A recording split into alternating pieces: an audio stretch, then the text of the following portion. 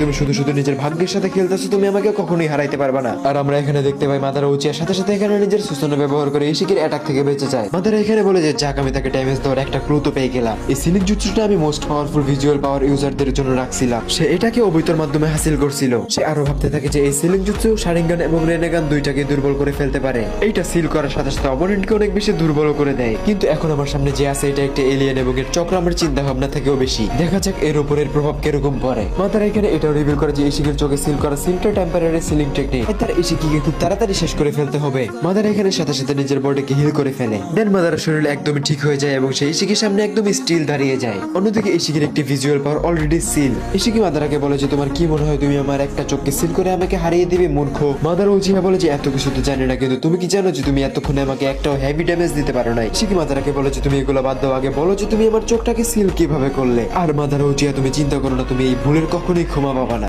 উত্তরে মাদারা উচিয়া বলে যে তোর থেকে ক্ষমা কে চাইছে ভাই? কেবল তোর একটা চোখ সিল করলাম তাতেই তুই অবাক? আমার কাছে তোর আরো অনেক কিছু সিল করার অভিজ্ঞতা আছে। তুই আমার সামনে বসছিস, তোর আর বাড়ি ফিরে যাওয়া হবে না। তোমার অলরেডি দুই জুতো সিল করে দিচ্ছি, তুমি তোমার ভিজুয়াল পাওয়ার ব্যবহার করতে পারবা না। তাই এইবার তুমি ব্যাটেল ফিল্ডে আমার তাণ্ডব দেখো। আমিও দেখতে চাই ইশিকি উৎসুকি তোমার কাছে আর কি কি পাওয়ারস আছে। উত্তরে ইশিকি বলে যে মূর্খ, তোমার মতো পোকামাকড়কে হারানোর জন্য আমার কোন রকম দৈর্য লাগবে না। আমি তোমাকে আমার হাত দিয়ে পিষে ফেলতে পারি। আর আমি এতক্ষণ এটা জেনে গেছি যে তোমার এই সিলটা পার্মানেন্ট না। আর তখনই আমরা দেখতে পাই ইশিকির উপরে মাদারা উচিয়া ফুল স্পিডে একটা অ্যাটাক করে দেয়, কিন্তু ইশিকি ওটাকে ডজ করে ফেলে। এরপরে মাদারা ইশিকির এগেইনস্টে খাতম ফায়ার স্টাইল ব্যবহার করে, কিন্তু ইশিকি এটা থেকে কোনোভাবে সার্ভাইভ করে যায়। কিন্তু মাদারা এখানে থেমে যায় না, সে ইশিকির উপরে একটার পর একটা লাগাতার অ্যাটাক করতেই থাকে। মাদারা এখানে একটি ইউনিক অ্যাবিলিটিস ব্যবহার করে যেটাকে সে নারুটোর সেজ মোডের এগেইনস্টে ব্যবহার করছিল। সাথে Madara deep forest blue beast ব্যবহার করতে শুরু করে, যেটা ইশিকিকে সেন্সলেস করার জন্য ছিল, যার মাধ্যমে ইশিকির মুভমেন্ট এখানে অনেকটাই স্লো হয়ে গেছিল। আর এই সুযোগে মাদারা ইশিকির একটি হাত ওইখানে কেটে ফেলে। সাথে সাথে মাদারা রেডি হয়ে যায় তাকে ফিনিশিং টাচ দেওয়ার জন্য। কিন্তু দুর্ভাগ্যবশত তখনই আমরা দেখতে পাই যে ইশিকি অনেক বড় একটা এক্সপ্লোশন করে, যেটা থেকে লিটারালি অনেক বেশি লিমিটলেস চক্র রিলিজ হইতে থাকে।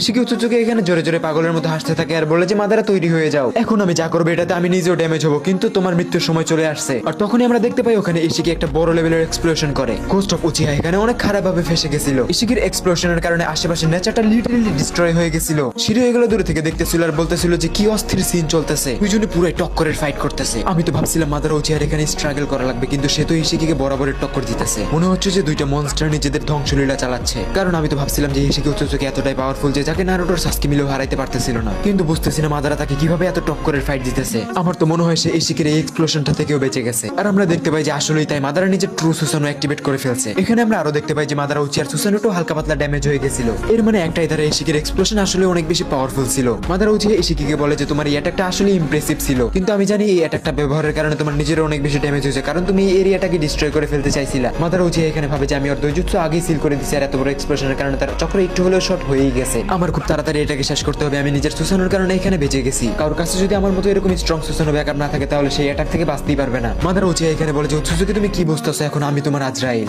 উৎসুকি এখানে বলে যে হ্যাঁ অবশ্যই, তুমি দিনের বেলা ভালোই স্বপ্ন দেখতে পারো। মাদারা উচিয়া এখানে এত বেশি রেগে যায় যে সে গ্রেট ফায়ার ইনসেন লেভেলের ফায়ার স্টাইল দিয়ে অ্যাটাক করে দেয়, কিন্তু ইশিকি উৎসুকি এখানে নিজের কারমার মাধ্যমে মাদারার এই ফায়ারটাকে অ্যাবজর্ব করে ফেলে। মাদারা উচিয়া এখানে ভাবে যে আচ্ছা এদিকে নিনজুৎসু অ্যাবজর্ব করতে পারে। ইশিকি এখানে আবারও ব্ল্যাক রড সামন করে এবং মাদারার দিকে অ্যাটাক করে দেয়, কিন্তু মাদারা উচিয়া নিজের সুসানোর মাধ্যমে সেগুলোকে ডিস্ট্রয় করে ফেলে। মাদারা উচিয়া এখানে ভাবে যে এই রডগুলো আসলে অনেক বেশি ফাস্ট, আমার সতর্ক থাকতে হবে। ইশিকি এখানে আবারও হাসতে থাকে আর মাদারা উচিয়া ভাবে যে আবারও হাসতেছে কেন। তখন ইশিকি বলে যে হেই ঘোস্ট, নিজেকে বাঁচাও। এখানে মাদারা উচিয়া বুঝে ফেলে যে কোনো তো সমস্যা আছে। মাদারা উপরে তাকাতেই দেখে যে ইশিকি আবারও ব্ল্যাক কিউব বক্স সামন করছে। মাদারার সাথে সাথে জাম্প করে সেই কিউব থেকে বেঁচে যায়। এই পর্যায়ে লিটারালি মাদারা উচিয়াকে হালকা পাতলা নার্ভাস লাগতেছিল। ইশিকি বলে যে তোমার কি মনে হয় মাদারা, তুমি কি বেঁচে গেছো? সাথে সাথে ইশিকি মাদারাকে একটি পাওয়ারফুল কিক করে, যার মাধ্যমে মাদারা অনেক দূরে যেয়ে পড়ে। মাদারা উচিয়া এখানে নিজেকে আবার কোনোভাবে সামলে নেয় এবং নিজের সুসানো অ্যাক্টিভ করে ফেলে। ইশিকি এখানে বলে যে মাদারা তোমার কি মনে হয় তুমি এই টয়ের মতো দেখতে সুসানোটাকে দিয়ে আমাকে হারাতে পারবা? আমি এটাকে এক টোকায় ভেঙে ফেলতে পারি। মাদারা উচিয়া উত্তরে বলে যে সুসানো আমার আলটিমেট ডিফেন্স, এটাকে কম মনে করার বোকামি করিও না। ইশিকি বলে যে আচ্ছা এই ব্যাপার, তাহলে দেখি তোমার আলটিমেট শিল্ড তোমাকে কতক্ষণ বাঁচায়। আর তখনই ইশিকি মাদারার উপর একটা অ্যাটাক করে দেয় আর আমরা দেখতে পাই ইশিকি মাদারাকে একটি পাওয়ারফুল কিক দেয়, যার মাধ্যমে সুসানো ভেঙে মাদারা দূরে যেয়ে পড়ে। আমরা দেখতে পাই মাদারা উচিয়া এখানে পানির নিচে চলে যাইতেছিল আর ধীরে ধীরে সেন্সলেস হয়ে যাইতেছিল।